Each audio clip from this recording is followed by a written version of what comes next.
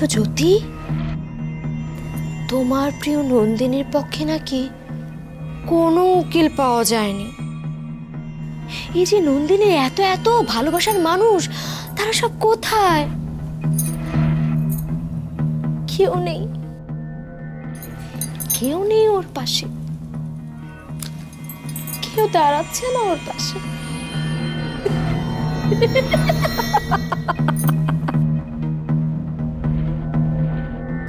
কেউ পারলো না, কেউ পারলো না এই বেচারির পাশে এসে দাঁড়াতে, তার পক্ষ নিতে। জ্যোতি, এখন কি হবে গো?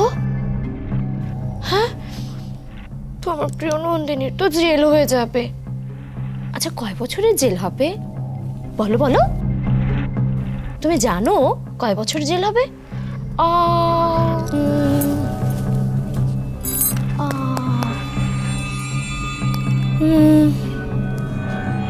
5 বছর নাকি 10 বছর নাকি সারা জীবনের জন্য? সারা জীবনের জন্য হলে যে আমি কি খুশি হব। মানুষের কষ্ট দেখার মধ্যে আমার যে কি আনন্দ হয়, তোমাকে বলে সেটা বুঝাতে পারবো না।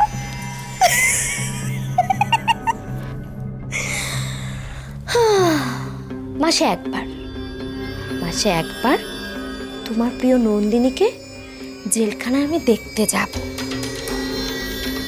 সে জেলখানার ভেতরে সাদা শাড়ি পরে শুকনো মুখে ঘুরে বেড়াবে।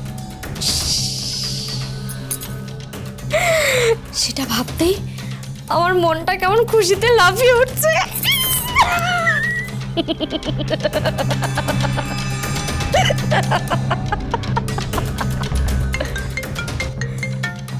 জ্যোতি, দেখো দেখো, তোমার বর ফোন করেছে।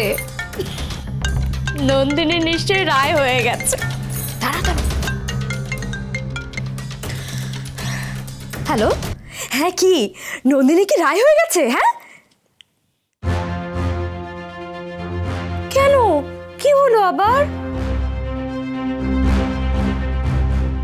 মানে কি, কোন উকিল? তুমি না বললে নন্দিনীর পক্ষে কোনো উকিল দাঁড়ায়নি, তাহলে উনি আবার কোত্থেকে উদয় হলেন? আরে হ্যালো, হ্যাঁ শাহিন, শোনো।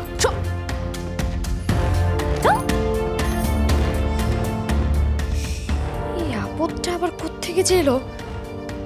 আরে গাধা শাহিন, কোনো কিছু ঠিকঠাক মতো বলতেও পারে না, বোঝাতেও পারে না।